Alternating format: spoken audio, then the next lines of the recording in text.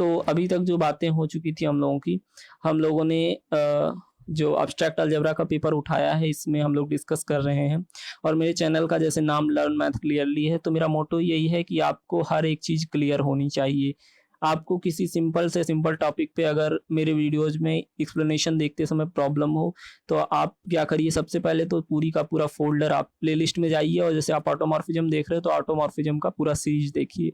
फिर प्रॉब्लम हो रही तो मैंने बेसिक्स बनाया है, उसको देखिए। अगर तब भी प्रॉब्लम है, तो इसका मतलब चीज़ें मुझसे मिस हुई हैं। आप ऐसा करिए, कमेंट में लिखिए, उस सिंपल टॉपिक पे विदिन 7 डेज़ नया वीडियो बनेगा। आपको चीज़ें क्लियर होनी चाहिए। मैथमेटिक्स में आपको स्ट्रगल इस चीज़ के लिए ना करना पड़े कि ये चीज़ कहाँ से आ गई, या जो ये वर्ड होता है वी नो दैट, इससे आपको स्ट्रगल ना करना पड़े, इसीलिए मैं यहाँ पे आपको पढ़ा रहा हूँ। तो क्या है, अभी तक हम लोगों ने क्या करा है कि बेसिक्स अलजेब्रा स्टार्ट करने से पहले मुझे जो चीज़ें लगी आपको जाननी चाहिए, छोटी से छोटी चीज़, सेट क्या है, रिलेशन क्या है और ग्रुप क्या है, ये सारी छोटी-छोटी चीज़ मैंने बेसिक्स में डिस्कस करी है। तो अगर आप कहीं भटके, कहीं फँसे, तो बेसिक्स ज़रूर देखें एक बार। हो सकता है आप जिस चीज़ को ढूँढ रहे हो, वो आपको बेसिक में मिल जाए। और अगर बेसिक में वो चीज़ नहीं मिली, तो हमने एक एडिशनल इन्फॉर्मेशन सेशन बीच-बीच में चलाया। जैसे बीच-बीच में अभी मैं आपको कॉन्जुगेशन पढ़ा रहा हूँ, इससे पहले मैंने आपको ऑटोमॉर्फिज़म की सीरीज़ पढ़ाई है। तो जहाँ कहीं भी मुझे लगता है कि कुछ बेसिक चीज़ें हैं जिसको टीचर्स बोल देते हैं ये आपको आना चाहिए, उसके लिए मैंने एक बेसिक्स तो मैंने पहले बढ़ा दिया, अभी वो जो एडिशनल इन्फॉर्मेशन देना वो कहाँ दूँ मैं आपको? तो मैंने उसके लिए एक नया जो नाम रखा है नॉलेज कैप्सूल का, नॉलेज कैप्सूल 1, नॉलेज कैप्सूल 2, ऐसे जहाँ कहीं रिक्वायरमेंट होता है, मैं उस नॉलेज कैप्सूल के लेक्चर को इंसर्ट कर देता हूँ बीच में। ठीक है? तो वहाँ से आपको चीज़ें मिल जाएँगी, एडिशनल इन्फॉर्मेशन जो कुछ भी होगा, वो वहाँ से मिल जाएगा। तो बेसिक्स हो चुका है, ऑटोमॉर्फिज़म की सीरीज़ आ चुकी है, ऑटोमॉर्फिज़म पूरा डिस्कस हो चुका है, तीसरी सीरीज़ चल रही है कॉन्जुगेट एलिमेंट्स की, और इनके बीच में 2 नॉलेज कैप्सूल्स भी आ चुके हैं। 2 नॉलेज कैप्सूल भी आ चुके हैं, मुझे ज़रूरत पड़ी थी बीच में आपको एडिशनली बताने की, तो 2 नॉलेज कैप्सूल भी मैंने लगा दिए हैं। अभी कॉन्जुगेसी का जो अपना चैप्टर है ये चल रहा है। कॉन्जुगेसी में हम लोगों ने कॉन्जुगेट एलिमेंट्स क्या होते हैं ये बातें कर ली हैं, कुछ थ्योरम्स की भी बातें कर ली हैं।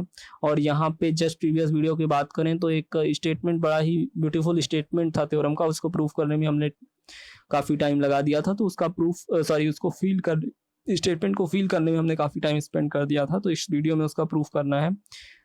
बस एक बार मैं आपको दिखा दूँ करना क्या था। करना उस स्टेटमेंट में आपको था कि जो कोई भी ग्रुप आपका होता है, कोई भी ग्रुप है, उसपे कॉन्जुगेसी का रिलेशन डिफाइन है, तो हर एलिमेंट के करस्पॉन्डिंग आप कॉन्जुगेट क्लासेस लिख सकते हो। और कॉन्जुगेट क्लास, किसी एक ही कॉन्जुगेट क्लास में कितने नंबर ऑफ एलिमेंट आएँगे, एसएससी से डिनोट करते हैं। उसको निकालने के लिए आपको क्या करना है, ग्रुप का ऑर्डर लीजिए और उसके उस एलिमेंट के करस्पॉन्डिंग नॉर्मलाइज़र का ऑर्डर लिख लीजिए। सॉल्व करके जो आएगा, सॉल्व करके जो रिजल्ट आपका आएगा, ग्रुप का ऑर्डर अपॉन नॉर्मलाइज़र का ऑर्डर, उस एलिमेंट के करस्पॉन्डिंग वही उस एलिमेंट की कॉन्जुगेट क्लास में नंबर ऑफ एलिमेंट्स होंगे कि कितनी संख्या में वो एलिमेंट्स हैं। ये स्टेटमेंट अभी आपको लग रहा हो मैं क्लियर क्या कर रहा हूँ इसमें, एज़ इट इज़ वही रीड कर दिया, तो परेशान नहीं हुए, जस्ट प्रीवियस में जाइए। इससे प्रीवियस वीडियो में जाइए, वहाँ पे इस स्टेटमेंट के लिए ही डेडिकेटेड 25 मिनट्स आपको मिलेंगे। ये स्टेटमेंट ही फ़ील करा है बहुत अच्छे से। तो ज़रूर और ज़रूर आप ये प्रीवियस वीडियो तो देखिए इस स्टेटमेंट के लिए। अभी हम प्रूफ पे आते हैं इसके, ठीक है? हमें प्रूफ करना है। तो मैंने क्वेश्चन की अंडरस्टैंडिंग लिखी हुई है। कैसे करेंगे, वो लॉजिक क्या है, कैसे प्रूफ करेंगे? क्वेश्चन की अंडरस्टैंडिंग मैंने लिखी है कि anyhow if we will be able to show that 1-1 correspondence, यानी कि 1-1 कॉरेस्पॉन्डेंस या 1-1 मैप दिखा पा जाए between conjugate class of A and set of right cosets of normalizer of A in G, then हम कह सकते हैं कि हमारा रिजल्ट प्रूफ हो जाएगा। ये लॉजिक क्या हम लगा रहे हैं? प्रूफ तो अपनी चीज़ करनी है हमें कि ए में कॉन्जुगेट क्लास ए में जितने एलिमेंट्स हैं वो आपके order of G upon order of N A के बराबर आएँगे, या हमें ये प्रूफ करना है, हम कह दें कि जी बाई एन ए जो फैक्टर ग्रुप है, उसमें जितने एलिमेंट्स आएँगे वही कॉन्जुगेट क्लास ए की कॉन्जुगेट क्लास ए में नंबर ऑफ एलिमेंट्स होंगे। तो इसको प्रूफ करने के लिए मैंने यहाँ लॉजिक तो लिख रखा है, लेकिन ये लॉजिक क्या है इसको ज़रा आपको समझाते हैं। इसी लॉजिक को फॉलो करेंगे। ये लॉजिक, ये एल्गोरिदम, ये तरीका है क्या जो हमारे ब्रेन में आ रहा है कि इसको हम फॉलो करें तो प्रूफ कर ले जाएँगे अपनी चीज़ को। हम अगर किसी तरीके, हम जानते हैं 1-1 कॉरेस्पॉन्डेंस आपका जो होता है, अगर 2 सेट्स हैं, 2 सेट्स आपके हैं, आपको नहीं पता उनके बारे में कि कितने एलिमेंट इस ए में हैं, कितने एलिमेंट इस बी में हैं। लेकिन अगर आप किसी तरीके इन दोनों सेट्स के बीच में एक मैप डिफाइन कर पा जाइए और वो मैप आपका 1-1 हो जाए, यानी कि वो ए के हर एक एलिमेंट को बी के एक-एक एलिमेंट से मैप कर रहा है, ऐसे 1-1 मैप हो जाए, तो ये क्या ब्यूटी है ज़रा देखिए, ए में कितने नंबर ऑफ एलिमेंट थे मुझे नहीं पता, बी में कितने नंबर ऑफ एलिमेंट थे मुझे नहीं पता, बशर्ते फाइनाइट नंबर ऑफ एलिमेंट्स हों, बशर्ते फाइनाइट नंबर ऑफ एलिमेंट्स हों। इनफाइनाइट में भी चल सकता है लेकिन फाइनाइटली ज़्यादा यूजफुल है। तो अगर आप एक मैप डिफाइन कर पा जाते हो एफ जो कि 1-1 हो जाए, आपका 1-1 मैप हो जाए, तो ये इस बात की गारंटी ले लेता है कि हर एक ए का हर एक एलिमेंट बी के एक एक एलिमेंट से मैप है। इसका मतलब ए में उतने ही एलिमेंट हैं जितने बी में है। अगर ए में एलिमेंट ज़्यादा होते तो ए का कुछ बच जाता तो एफ आपका फंक्शन नहीं होता, क्योंकि डोमेन में एलिमेंट बचना नहीं चाहिए। तो ए के सारे एलिमेंट आपने मैप करे होंगे और ए के सारे एलिमेंट्स आपने 1-1 करेस्पॉन्डेंस यानी हर एक को एक पे ले गए हैं, ठीक है। अगर बी में कुछ एलिमेंट बच जाते तो ऑन टू नहीं होता, तो बी में कोई एलिमेंट बच जाते तो ऑन टू नहीं होता। तो अगर आप क्या करिए, आपके पास डोमेन और कोडोमेन, आपके पास 2 सेट्स हैं, इनके बारे में आपको नहीं पता कि इसमें कितने नंबर ऑफ एलिमेंट्स हैं, नहीं पता आपको। लेकिन अगर ये नंबर ऑफ एलिमेंट्स फाइनाइट है, ए में मान लीजिए आपको ये गारंटी दे दी जाए कि ए में कितने एलिमेंट है मैं नहीं बता रहा, लेकिन फाइनाइट नंबर ऑफ एलिमेंट है, और बी में फाइनाइट नंबर ऑफ एलिमेंट है, और इनके बीच में आप एक मैप एफ डिफाइन कर लीजिए जो बाइजेक्टिव हो, 1-1 ऑन टू हो, 1-1 ऑन टू हो, या फिर आपको ये बोल दिया जाए कि ए और बी में फाइनाइट नंबर ऑफ एलिमेंट हैं और एफ केवल 1-1 हो तो आपका काम चल जाएगा।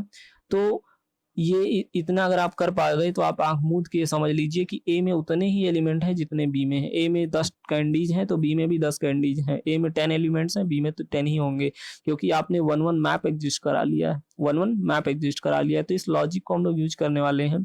अभी हमें करना क्या है, हमें conjugate class A, CL of A, conjugate class A में नंबर ऑफ एलिमेंट दिखाने हैं उतने ही हैं जितने की जी बाई एन ए में, जी बाई एन ए आपका फैक्टर ग्रुप है, जितना कि जी बाई एन ए में फैक्टर ग्रुप होंगे। तो जरा हम क्या करें, हम अगर कुछ ऐसा कर पा जाएं कि जो कॉन्जुगेट क्लास ऑफ ए है, कॉन्जुगेट क्लास ऑफ ए है, इसको एक सेट माने, और दूसरा सेट हम माने ये जी बाई एन ए में जो कोसेट्स का सेट है, G by N A factor group है, इसमें कोसेट्स होते हैं, कोसेट्स का सेट है, यानी जी बाई एन ए जो फैक्टर ग्रुप है आपका, इसके बीच में अगर हम क्लास ऑफ ए में फाइनाइट नंबर ऑफ एलिमेंट्स होंगे, क्योंकि जी आपका फाइनाइट ग्रुप था, और normalizer G by N A में भी आपके फाइनाइट एलिमेंट्स आएंगे। क्यों? क्योंकि जिसके करस्पॉन्डिंग आप इन्वेस्टिगेट कर रहे हो चीज़ें, वो जी आपका फाइनाइट दिया हुआ था ऊपर। तो अभी क्या हम लॉजिक लगाएं कि हमें एक इसमें 1-1 मैप, 1-1 करस्पॉन्डेंस एग्जिस्ट अगर करा पा जाए कि कॉन्जुगेट क्लास के हर एक एलिमेंट के करस्पॉन्डिंग फैक्टर ग्रुप में एक एक कोसेट एग्जिस्ट करे, हर एक एलिमेंट के करस्पॉन्डिंग यहाँ पे एक कोसेट एग्जिस्ट करे, NA टाइप का, HA टाइप का, ठीक है। यहाँ से एलिमेंट आप कॉन्जुगेट क्लास के उठाओ, यहाँ पे कोसेट पाओ। तो अगर ऐसा हम कर पा जाते हैं तो हम बता देंगे कि कॉन्जुगेट क्लास ए में उतने ही एलिमेंट हैं जितने आप फैक्टर ग्रुप में कोसेट्स हैं, तो फैक्टर ग्रुप का ऑर्डर से काम चल जाएगा। अभी ऐसा करने के लिए जरा और प्रिसाइजली ऐसा हम कर पा जाएं तो सो गुड है। जरा और प्रिसाइजली आते हैं हम ये प्रूफ कर दें कि कॉन्जुगेट क्लास ए में जो नंबर ऑफ एलिमेंट्स हैं, मान लीजिए इसमें 1, 2, 3 ऐसे एलिमेंट्स हैं, और कोई कोसेट्स जो factor group G by N A था उसमें कोसेट्स होंगे, left coset right cosets identical आ जाएंगे क्योंकि नॉर्मल था तभी फैक्टर ग्रुप बना। तो जरा कोई एन ए को मैं बार बार इतना बड़ा नॉर्मलाइजर ऑफ ए लिखने से अच्छा मैं एम लिख दे रहा हूँ, ठीक है। आगे से इस एम को समझेंगे। एम क्या है? आपका नॉर्मलाइजर ऑफ ए वाला सेट है, नॉर्मलाइजर ऑफ ए वाला आपका सेट है एन ए, ठीक है। तो आगे से हम ये यूज करेंगे। कॉन्जुगेट क्लास ए में आपकी मान लीजिए 1, 2 ऐसे करके एलिमेंट हैं, और ये नॉर्मलाइजर ऑफ ए जिसको मैंने एम माना है, इसमें आपके क्या आएंगे? कोसेट्स आएंगे। कैसे कोसेट्स आएंगे? एम एक्स, यहाँ पे एक्स आपका क्या है? जी का एलिमेंट है, और ये राइट कोसेट आएगा एम वाई, एम जेड, ऐसे राइट कोसेट्स आएंगे आपके। तो हम क्या कर पा जाएं, हम ये प्रूफ कर दें कि कॉन्जुगेट क्लास का एक एलिमेंट, मतलब इस नॉर्मलाइजर का, सॉरी कॉन्जुगेट क्लास का एक एलिमेंट, या नॉर्मलाइजर नहीं, ये फैक्टर ग्रुप आएगा जी बाई एम, सॉरी कोसेट्स क्योंकि ले रहे हैं। तो हमें 1-1 करस्पॉन्डेंस किसमें दिखानी? कॉन्जुगेट क्लास में और इस फैक्टर ग्रुप में। चीज़ें डिफिकल्ट हो रही मुझे पता है थोड़ा थोड़ा, क्योंकि अब आगे लेवल बढ़ रहा है अपना मैथमेटिक्स का, जिधर हम बढ़ रहे हैं, तो थोड़ा सा आपको भी ध्यान देना होगा। तो हमें करना क्या है कि कॉन्जुगेट क्लास ए में कितने नंबर ऑफ एलिमेंट्स हैं उसको प्रूफ करना है कि नॉर्मलाइज इसमें जी बाई एम यानी कि जी बाई एन ए में कितने एलिमेंट्स हैं उसके। तो हम क्या कर पा जाएं कि हम ये रिप्रेजेंट कर पा जाएं कि एम एक्स एक राइट कोसेट कॉन्जुगेट क्लास का एक एलिमेंट, एक राइट कोसेट कॉन्जुगेट क्लास का एक एलिमेंट, यानी कि वो चीज़ हम प्रूफ कर पा जाए 1-1 करस्पॉन्डेंस। तो जरा देखते हैं हम ये प्रूफ कर पा जाए अगर कि कॉन्जुगेट क्लास का एक एलिमेंट कॉन्जुगेट क्लास का एक element factor group G by N A के एक कोसेट को रिप्रेजेंट कर रहा है। ठीक, ऐसा हम प्रूफ अगर कर पा जाए, जिस पीडीएफ से एक्सप्लेन करता हूँ वो चाहिए तो कमेंट करिएगा, चीजें आपके लिए आसान हो जाएंगी। Here we have to show one one correspondence between conjugate class of A, C A मतलब conjugate class of A, and G by N A, G by N A का मतलब factor group G by N A. इसके base में हमें one one correspondence अगर दिखा लें तो अपना काम हो जाएगा। Let X Y belongs to G, let X Y दो एलिमेंट्स ग्रुप के हैं, be in the same right coset of N A in G. जरा देखिए ये स्टोरी क्या है। एक्स वाई आपने दो एलिमेंट लिए ग्रुप के और हम कुछ देर के लिए मान रहे हैं कि ये सेम राइट कोसेट में है, ये आपके सेम राइट कोसेट में है एन ए के। तो एक रिजल्ट आपका बड़ा ब्यूटीफुल रिजल्ट होता है कि अगर दो element X Y same coset में है तो आप उन दोनों एलिमेंट्स को एक दूसरे के मल्टीपल में लिख सकते हो, जहाँ पे जो मल्टीप्लिकेशन फैक्टर आपका एन होगा वो नॉर्मलाइजर में ही बिलोंग करेगा, उस नॉर्मल सब ग्रुप में ही बिलोंग करेगा जिसने फैक्टर करा है। मैं चीज़ों को जरा इजी करता हूँ। ये रिजल्ट क्या होता है कि अगर आपके पास जी कोई, देखिए अलजेब्रा में या कहीं भी आप मैथमेटिक्स में, खासकर अलजेब्रा की तो ब्यूटी यही है कि हर एक स्टेप पे रिजल्ट्स, प्रीवियस रिजल्ट्स यूज होते हैं, कुछ प्रूफ करे होते हैं, कुछ जानने होते हैं, रिजल्ट्स हर एक स्टेप पे यूज होने। तो यहाँ पे एक रिजल्ट और इंट्रोड्यूस कर रहा हूँ आपको कि जी अगर आपके पास कोई ग्रुप है और इसमें एच आपका नॉर्मल सब ग्रुप हो जाए, एच आपका नॉर्मल सब ग्रुप हो जाए, तो आप factor group G by H exist करा सकते हो, factor group G by H exist करा सकते हो। जी बाई एच में आपके क्या आएंगे, कोसेट्स आएंगे, ऐसे H X coset, H Y cosets, ऐसे कोसेट्स आएंगे। ठीक है, तो ये रिजल्ट क्या कहता है, ये रिजल्ट कहता है अगर एक्स वाई दो एलिमेंट्स आपके ले लिए जाएं, एक्स वाई दो एलिमेंट आपके ले लिए जाएं ग्रुप के, और ये दोनों सेम कोसेट, मान लीजिए जैसे आपका ये एच एम, जहाँ पे एम आपका बिलोंग कर रहा होगा जी को, तभी एच एम बना है।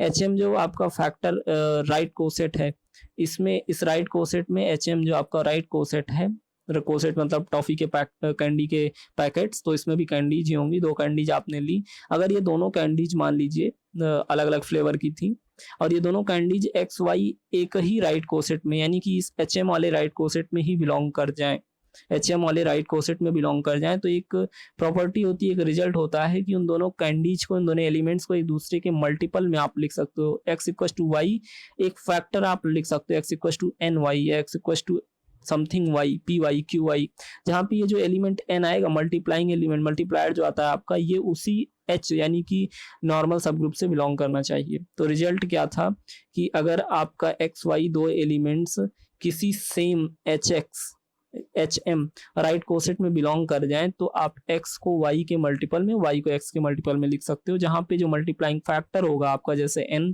ये n आपका कहाँ पे h को बिलोंग करना चाहिए। ये रिजल्ट है, इसको यहाँ पे यूज करेंगे। ठीक है, रिजल्ट आपका इसको यहाँ पे यूज करेंगे। ये देखिए मैंने यहाँ थ्योरम करके ये चीज लिखी हुई भी है रिजल्ट, कि अगर एक्स वाई आपका जी में बिलोंग करते हैं, be in the same right coset, ये दोनों दो एलिमेंट्स ग्रुप के हैं, और अगर ये सेम राइट, एक ही राइट कोसेट में बिलोंग करें, नॉर्मलाइजर ऑफ ए की, नॉर्मलाइजर ए आपका सब ग्रुप है, नॉर्मल सब ग्रुप है, ये तभी हो सकता है इफ एंड ओनली इफ आप एक्स को वाई के मल्टीपल में लिख पा जाओ और जो मल्टीप्लाइंग फैक्टर हो वो आपका उसी नॉर्मल सब ग्रुप, यानी कि यहाँ पे कौन है, एन ए से हो। ये रिजल्ट मैंने, ये मेरे पीडीएफ की खासियत मेरे हैंड रिटन नोट्स की होती है कि मैं जो एडिशनल चीज़ें होती हैं वो ऐसे लिख देता हूँ जिस रिजल्ट को आपको यूज करना होता है। तो अपना टारगेट अभी क्या लेके चले हैं कि कॉन्जुगेट क्लास ए में और G by N A factor group में हम दिखाने की कोशिश कर रहे हैं वन वन करस्पॉन्डेंस, और उसके लिए हम लोगों ने अभी यहाँ पे इस रिजल्ट को एक्सप्लॉइट करना था तो डिस्कस कर लिया जल्दी से। एक्स वाई दो एलिमेंट लिए सेम राइट कोसेट में आ जाएंगे, अगर एक को दूसरे के मल्टीपल में लिख पा जाए, जहाँ मल्टीप्लाइंग फैक्टर आपका उस सब ग्रुप को, नॉर्मल सब ग्रुप को बिलोंग करेगा, यहाँ एन ए है नॉर्मल सब ग्रुप के रोल में, तो X equal to N Y लिख सकते हैं उस रिजल्ट से, जो रिजल्ट मैंने आपको अभी बताया। चूंकि एन आपका मल्टीप्लाइंग फैक्टर एन ए से होना चाहिए, यानी नॉर्मल सब ग्रुप से, तो खासियत क्या है एन ए की कि ए के साथ कम्यूट करना मस्ट है। एन ए में कोई एलिमेंट है मतलब वो एक साथ कम्यूट कर रहा है, तो एन चूंकि एन ए में आ गया बाय डिफॉल्ट तो ये कम्यूट करेगा। ये आपका वन ले लेते हैं, इसको आगे यूज करेंगे, ये आपका वन ले लेते हैं, आगे यूज करेंगे। तो एन आपका एन ए में आ गया तो कम्यूट करेगा। अभी जरा देखिए X equal to N Y आपके पास आया था ना, तो अलजेब्राइक इक्वेशन आपके पास ये X equal to N Y है, तो हम ये भी तो कर सकते हैं taking inverse on both side, दोनों तरफ आप इनवर्स लीजिए जरा, एक्स का इनवर्स हो जाएगा और यहाँ एन वाई का इनवर्स होगा। और आपको ये मैंने रिवर्सल ला बताया हुआ इनवर्स के लिए अगेन एंड अगेन, कि किसी भी दो एलिमेंट का आपको इनवर्स लिखना है, तो दो एलिमेंट के कंपोजिशन का, तो आप एक्स से नहीं उल्टा रिवर्स ऑर्डर में स्टार्ट करोगे, जो पीछे है रिवर्स ऑर्डर में, पहले वाई का पीछे वाले का लिखोगे फिर आगे वाले का लिखोगे, इसको बोलते हैं रिवर्सल ला। इनवर्स के लिए। तो जरा देखिए x equal to N Y था, वो रिजल्ट हमने यूज करा क्योंकि X Y same right coset में मान रहे हैं। तो x inverse equal to taking inverse on both side, inverse दोनों तरफ लिए, एन वाई इनवर्स, ये x inverse equal to Y inverse N inverse आ गया। इसको इक्वेशन 2 लिख लेते हैं, आगे यूज हमें होगा इसका। अभी क्या करते हैं हम, जरा इन्वेस्टिगेट करते हैं इसके बारे में। ये x इनवर्स ए एक्स ये क्या आएगा, जरा इसको हम सॉल्व करते हैं। x और y पकड़े रहिएगा, कहाँ के एलिमेंट हैं, x y आपके ग्रुप के एलिमेंट थे और ये दोनों सेम राइट कोसेट में बिलोंग किए, इसलिए आपने ये x equal to N Y result use किया, जहाँ पे n आपका नॉर्मलाइजर ऑफ ए में बिलोंग करा था। इतनी चीज आप लेके अभी चल रहे हैं। तो x इनवर्स ए एक्स को हम देखना चाह रहे हैं क्या आएगा। x इनवर्स आपका 2 में क्या आया था, y इनवर्स n इनवर्स, इसको यहाँ पे यूज करते हैं, y इनवर्स n इनवर्स, और जो आपका x आया था, x आप एन वाई, ये उस रिजल्ट से था x equal to N Y.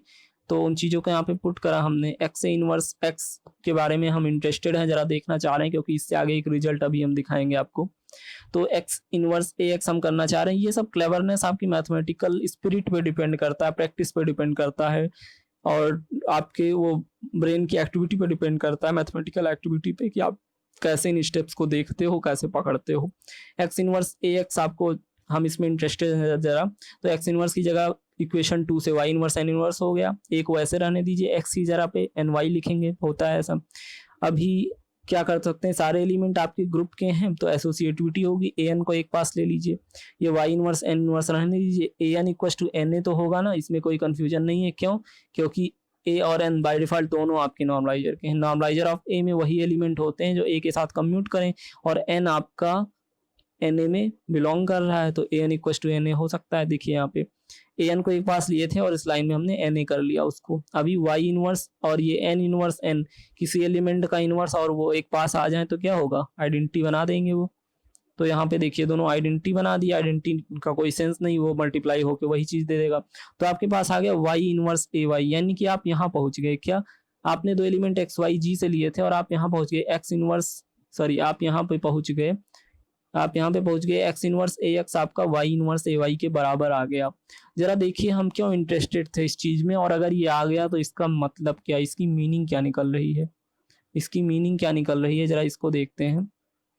इसकी मीनिंग ये निकल रही है कि X inverse A X Y inverse A Y के बराबर आ गया, X and Y results in the same conjugate of A, that is all the elements of a right coset, all the element of a right coset represents the single elements of।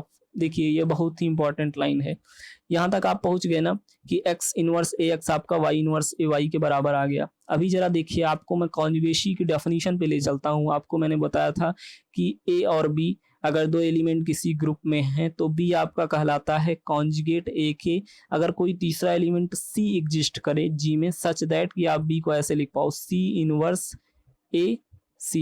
अगर आप सी inverse ए सी लिख पा रहे हो B को, तो आप बोलते हो बी कॉन्जुगेट ए के है, ऐसे बोलते हो ना। कॉन्जुगेसी की डेफिनेशन रिकॉल करिएगा। तो जरा देखिए कुछ देर के लिए, अगर आप मान लीजिए एक्स इनवर्स ए एक्स आपके पास है, जहाँ पे एक्स आपका जी को बिलोंग कर रहा है, और इसको हम कोई एलिमेंट कुछ देर के लिए लिख दें, हम क्या लिख दें, इसको एल लिख दें, इसको एल लिख दें, तो क्या बताएंगे, ये एल जो है ये आपका कॉन्जुगेट ए हो जाएगा। कॉन्जुगेसी की डेफिनेशन से एल कॉन्जुगेट ए हो जाएगा आपका। एक्स इनवर्स ए एक्स को अगर सॉल्व करने कुछ एलिमेंट आएगा, उस न्यूली बर्थ एलिमेंट को हम एल बोल दें, तो एल आपका ए की कॉन्जुगेट हो जाएगा कॉन्जुगेसी की डेफिनेशन से। और जरा देखिए आपके पास ये चीज भी तो है, वाई इनवर्स ए वाई, ये कोई भी एलिमेंट आएगा। अभी एक्स इनवर्स एक्स ए एक्स कोई एलिमेंट आया था, मैंने एल नाम दे दिया था, तो इसको जरा टी नाम दे देते हैं, टी नाम दे देते हैं। वाई इनवर्स ए वाई भी तो कोई एलिमेंट आएगा ना ग्रुप का, सॉल्व करने पे क्लोजर प्रॉपर्टी है तो सॉल्व करने कुछ आएगा, टी नाम दे देते हैं हम। तो यहाँ भी कॉन्जुगेसी की डेफिनेशन लगेगी, ये टी आपका, ये टी कॉन्जुगेट हो जाएगा, टी कॉन्जुगेट हो जाएगा आपका ए के साथ। अभी देखिए जस्ट प्रीवियस में आपको दो चीजें क्या मिली कि आपका एल जो था एक्स इनवर्स ए एक्स वो कॉन्जुगेट है ए के, और वाई इनवर्स ए वाई आपने टी माना था, ये आपका टी भी कॉन्जुगेट है ए के। अगर दो एलिमेंट्स सेम एलिमेंट के कॉन्जुगेट हैं, और ये देखिए यहाँ पे इक्वल भी आ रहा था, तो इसका मतलब ये है कि एल कॉन्जुगेट टी है, और ये दोनों एलिमेंट्स सेम आ रहे हैं, ये दोनों एलिमेंट्स आपके सेम आ रहे हैं, X inverse A X equal to Y inverse A Y, यानी कि L equal to T, L equal to T. तो ये दोनों एलिमेंट्स जो x इनवर्स ax है और y इनवर्स y है, ये किसी अलग अलग एलिमेंट के कॉन्जुगेट नहीं है, ये एक्चुअल में किसी कोई एक ही एलिमेंट है आपका L या T, कुछ भी कह लीजिए उसको, कोई एक ही एलिमेंट है जिसके कॉन्जुगेट हैं। आपका जो A है वो किसी एक ही एलिमेंट का कॉन्जुगेट है। तो जो ये x और y हैं, जैसे वहां मैं बोलता था there exist a C in G, तो यहाँ पे दो एलिमेंट अलग अलग, एक्स और वाई दो एलिमेंट अलग अलग एग्जिस्ट करे, जिन्होंने ए को ट्रांसफॉर्म करने की कोशिश करी, जिन्होंने ए को ट्रांसफॉर्म करने की कोशिश करी, एक्स वाई दो एलिमेंट एग्जिस्ट करे, लेकिन इन्होंने कोशिश तो करी लेकिन ट्रांसफॉर्म करके दो कॉन्जुगेट नहीं बना पाए। ये इक्वल आ गए, मतलब कि एक्स वाई दो एलिमेंट्स इन्होंने कोशिश करी लेकिन ये सेम कॉन्जुगेट बना रहे हैं, ए का सेम कॉन्जुगेट ये बना पा रहे हैं। तो इससे एक चीज हम ये कंक्लूड करें, क्या कंक्लूड करें कि एक्स वाई आपने लिया कहाँ से था, एक्स वाई आपने जनरल एलिमेंट लिया था कि जो सेम राइट कोसेट में, यानी कि जी बाई एन ए जो फैक्टर ग्रुप था उसके एक ही राइट कोसेट में बिलोंग कर रहे थे। जैसे राइट कोसेट कैसे आएगा, N A of X N A of Y, ऐसे। तो किसी एक ही राइट कोसेट के आप चाहे जितने एलिमेंट्स ले लो, एक ही राइट कोसेट के चाहे जितने एलिमेंट्स आप ले लो, जैसे हमने एक्स वाई लिया, वो सब क्या करेंगे, एक ही सेम कॉन्जुगेट पे ले जाएंगे। जरा देखिएगा, इस लाइन की इंपॉर्टेंस इसलिए बढ़ जाती है क्योंकि आप इन्वेस्टिगेट कर रहे हैं कॉन्जुगेट क्लास ऑफ ए में कितने एलिमेंट्स होंगे, और इसके लिए आप लॉजिक लगा रहे हैं कि आप कॉन्जुगेट क्लास ए, आप लॉजिक लगा रहे हैं कि कॉन्जुगेट क्लास जो आपका ए का है इसके साथ एक 1-1 करेस्पॉन्डेंस दिखा पा जाए जी बाई एन ए में, यानी कि ए का कॉन्जुगेट क्लास ए का एक एलिमेंट रिप्रेजेंट करे सिंगल एक कोसेट को, एन ए के ये एक कोसेट को रिप्रेजेंट करे जी बाई एन ए के। तो यहाँ पे आप क्या पहुंचे कि आप यहाँ पे पहुंचे कि एन ए के सारे एलिमेंट्स एक कोसेट, यानी कि एक राइट कोसेट के चाहे जितने एलिमेंट ले लो, एक टॉफी की पैकेट से चाहे जितनी टॉफीज ले लो आप, उनसे अगर एक सिंगल फ्लेवर की टॉफी को आप मैप कर रहे हो, यानी कि X inverse A X Y inverse A Y, तो आप एक ही कॉन्जुगेट बना पा रहे हो। यानी कि कॉन्जुगेट क्लास ए अगर आप लिखने की कोशिश कर रहे हो कितने एलिमेंट्स इसमें आ रहे हैं, तो ए के लिए अगर आपने कोई कॉन्जुगेट बनाया ये एल या टी, तो ये एल और टी बनाने में जरूरत आपको C1 C2 C3 ढेर सारे CIs की नहीं है, एक्स वाई जितने भी आप लोगे और सेम राइट कोसेट से लोगे वो सब एक ही कॉन्जुगेट बना पाएंगे। कहने का सेंस ये है आपका कि फॉर्चुनेटली आप उस चीज पे पहुंच गए जिस चीज की आपको तलाश थी। आपने ये प्रूफ कर लिया बाय द वे कि कॉन्जुगेट क्लास का हर एक एलिमेंट सिर्फ और सिर्फ पूरे के पूरे राइट कोसेट से कोई भी एलिमेंट ले लो उससे बनाया जा सकता है। यानी कि एन ए का एक राइट कोसेट बराबर कॉन्जुगेट क्लास का एक एलिमेंट, एन ए का दूसरा राइट कोसेट ये कॉन्जुगेट क्लास और ये right coset G Y N A वाला, ठीक है। तो एक राइट कोसेट मतलब एक एलिमेंट, कॉन्जुगेट क्लास का एक एलिमेंट मतलब कि एक राइट कोसेट। आप 1-1 करेस्पॉन्डेंस दिखा पा गए। तो अभी हम ये चीज लिख सकते हैं कि कॉन्जुगेट क्लास ए में उतने एलिमेंट हैं जितना जी बाई एन ए का ऑर्डर है, जी बाई एन ए में जितने मतलब पैकेट्स हैं, तो इसको order of G by order of N A लिख सकते हैं। अपना रिजल्ट प्रूफ हो गया, लेकिन अपना रिजल्ट प्रूफ हो गया, टाइम भी 23 मिनट हो गया, अपना रिजल्ट यहाँ पे प्रूफ हो गया। हम लोग अब यूज कर सकते हैं उस चीज को, उस थ्योरम को, लेकिन एक क्रॉस चेक भी हम करेंगे। मेथड ऑफ कॉन्ट्रडिक्शन से अपने इस प्रूफ को सपोर्ट करेंगे हम। अभी क्या करेंगे, मेथड ऑफ कॉन्ट्रडिक्शन से अपने इस ऑब्जर्वेशन को जो हमने प्रूफ करा वन साइडेड था इसको सपोर्ट करेंगे। तो उसके लिए नेक्स्ट वीडियो में मिलते हैं। तब तक के लिए आप इस थ्योरम के स्टेटमेंट को अच्छे से रिवाइज करिए, और जो अभी तक का प्रूफ हमने किया वो ऑलमोस्ट प्रूफ कंप्लीटेड है, बट अभी हम नेक्स्ट लेक्चर में ये करेंगे कि हम इसको सपोर्ट करेंगे मेथड ऑफ कॉन्ट्रडिक्शन से, ठीक है। तब तक के लिए आप इसको रिवाइज करिए।